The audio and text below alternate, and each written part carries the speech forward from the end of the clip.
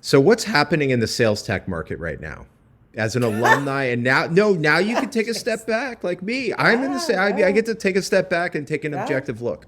So Okay. now that you're doing, I threw in those words because I kept going, oh, this is going to be interesting. Yeah, Because we still have hundreds of vendors out there. yeah, yeah, And I know I said hundreds, and some people will say thousands, but let's just, yeah. for the sake of in my purview, hundreds. So what's happening right now? Where like answer it It's any way you want. fascinating. Yeah, yeah, no, well, and I was a partner at KPMG in consulting, and so I use my consulting hat as I take a step back and go, what's going on here? Yeah, And actually just did a presentation for Madrona on this, team of us did, including Lauren, who was the ex-CRO from DocuSign. So it was fun to say, oh what yeah, is this? What do the next yeah, five yeah, years look like? No, super fun. right. But here's what I will say, and obviously I was inside, I see what's happening at the other companies that were in the ecosystem. Sales tech, and it's like any tech, and I've said this for a long time, anytime you bring technology to a new segment, sector, role, you get this proliferation of all these little niche tools that solve a piece of the pain. And because and if you think about the go-to-market organizations and obviously sales in particular, there's been nothing. Like forever, decades, there was nothing. You had a CRM Yeah, system and that was it. And then all of a sudden you started to get these pieces of tools. It was like, okay, help SDRs coordinate calls, then help you hear calls. Nobody just wants to, schedule a call, and nobody just wants to hear a call. They want to understand how do they make their forecast, right? That's the goal. There's the only goal. yeah. Is everybody is being asked, are you going to make your forecast, and where's it going to land, and are we going to do it the same way for the next, bajillion quarters? And so the question that needs to be answered is like, am I on track with my forecast? Do I have pipeline for the next forecast that I need? Or is that pipeline in the right stage to convert when it needs to convert? And, are we, in the right conversations with our customers across retention and obviously growth levers? And so everybody was starting to focus as these niche pieces of technology started turning into the platforms. And I'll just use that broadly across some of the major Yeah, players. of You saw course. them try to pull all these pieces of niche pieces of technology together to answer that ultimate question. Am I going to meet my forecast? Because that's all that our customers are asking us at outreach, right? It's anything I heard, whether I talk to a CFO, a CIO, or a CRO, is how do I consolidate the tech? Across, yeah, Too much across the tech. yeah, Tell yeah. me how I can consolidate this tech. That cry hasn't gotten less loud since I was, in the role I was over a year ago. So, especially in this market. So that was the cry. And then, unfortunately for everybody, honestly, the market downtrend hit as these companies were starting to really invest in how do we pull all that together. And then what happened was then they needed to lay off people. And then they are scrambling, like we were just talking about a little bit ago, on what's the strategy that you get through this market and how do you reaccelerate growth and how do you do all these things. And the challenge that I think everybody has right now, and I say that across every niche player and every big player in this market, is that you need another level of investment to get it to that ultimate nirvana of the pieces are there. The DNA is absolutely there. And some of them are Right. better than others. But there is no one who has stitched it all together. And there was a level of investment that was going to be required. And the problem is, all those people pull back on investments because of the market, right? And trying to get to profitability. So all of them were told the same thing, all the biggest players, right? Were just told you've got to Yeah, get to profitability faster, which meant they had to pull back on investment. This is very complex technology. I mean, you're talking yeah. about listening to calls and hearing, sentiment in emails and in meetings, and trying to translate that all back to where are we in the cycle with the customer journey and how is that impacting forecast. All the pieces are there, but we didn't, not all, most of the pieces are there to really start to put some foundationally amazing things together, except it was at the point where another big level of investment was needed. So what I think is going to happen is consolidation, purchased by big players to make that next level of investment, right? You've got to have, none of them are there yet. There's some good Right. technology in a lot of these companies, but none of them are there yet. And the last thing, and I said this at Madrona, last thing anybody should be investing in is any other niche technology here, right? Like nobody needs another niche piece of software that, does something great with a phone call or does something great with an email. It is what every company needs is this consolidation of all of this tech into something that truly helps them get visibility and understand what's happening in their customers and the journey that they're on. So that's what has to happen. And so that's going to happen with consolidation, acquisition, and I think that'll start happening in, my guess is mid to late 24, as all these companies are getting tighter on money.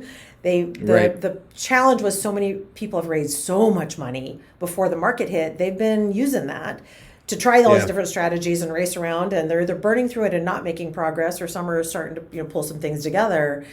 But it's still a lot of investment, I think, to really get the technology to where it needs to be, because this is complex and you're integrating with multiple systems. You're using, and obviously now with AI, how can we more efficiently incorporate that in? So I think that is the next stage. Is everybody sort of stalled in the last 18 months, and to re-energize this and take it to where it needs to be is another level of investment. Isn't that funny? With like 3 minutes left, I was holding back on saying AI, and then you got it in there at the buzzer. By the way, that is so. In my reflections on the sales tech market, I'll just give you a couple of my takes. I'd love to. To me, right now, consolidation is actually elimination, and I don't blame the CRO, the CI. I mean, so. There's a difference, right? Like the niche player roll up. The issue, I think, as the market sorts itself out, is there was a lot of niche players that really were only $30 million companies. And I know you wouldn't be interested in buying something that gets you 30, right? You'd want something that moves big swings. So we did have a lot of sort of niche players that are really mom and pop type software companies, and that's fine, by the way. But like many of them didn't add enough value, and so that part is the elimination part.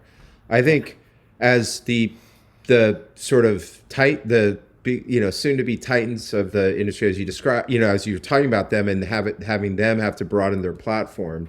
I think one of the things that is difficult now is like, had things stayed the same, then you would roll up places where there's big lifts, right? So forecasting was a big lift, right? It's a big lift. Everyone wants to play in that game. But then AI this year, it's not one of those people always want to bait me into bashing it.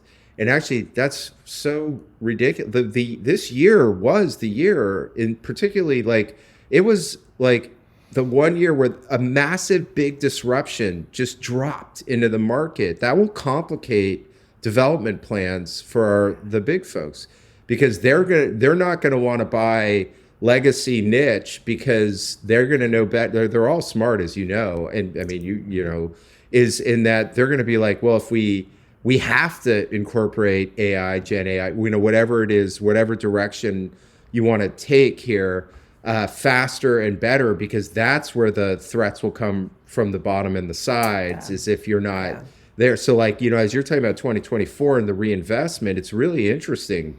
That might actually hamper some of the consolidation of the sales tech market. Will likely be a lot of folks sort of falling off, either staying small and staying alive for a while, or if they're venture, they might have to fall off the map a bit, because if you're, outreach where you work, they're not going to take in anything that's not going to get them to the AI nirvana that they're, that these guys want to go to. Well, that's interesting, right? On your 2024 with the AI bomb.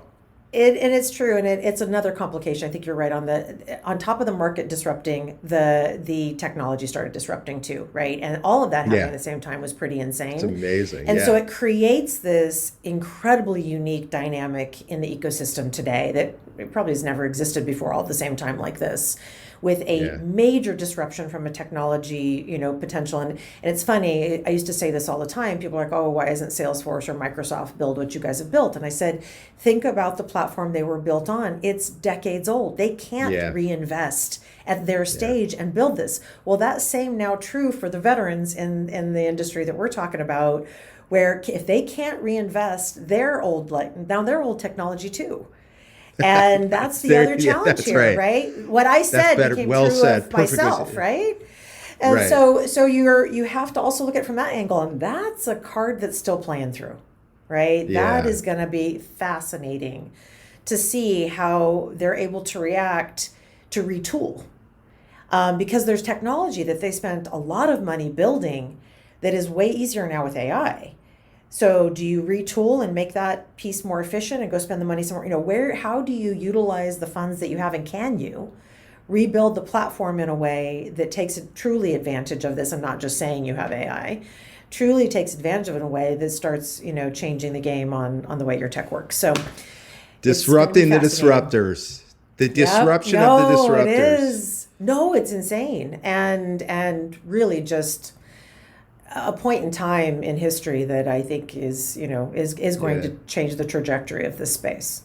Yeah, I mean, it's like, think about all the things that came together. It's like a sonic boom. Like, it's like literally the AI just, I mean, like I was with, I keep bringing him up, but there's an analyst named Esteban Kolsky. I don't know if you ever look at his stuff and read him, but he's like amazing. He's just, he's a combination of pissed off for greatness and brilliance. And so like he said, and he has this thing, he hates predictions, right? He calls them, I think the charlatans of platitudes. And I confronted him on it. He's like, Craig, let me ask you this. Go back and look and see how many of them talked about generative AI being the effect that was going to have this year. I'm like, oh my God, that's so true. And also then I added it because it's like the sales tech market had the buyer disruption. So from zero interest rates to massive ones and a complete clamp down, to the sales teams losing people left and right. Those things go together. But that, I was like, oh my gosh, these amazing sort of retention rates that many of our success stories in sales tech are going to take a hit just by virtue of the fact that sales team went from 1,000 to 800, or even 500 or worse.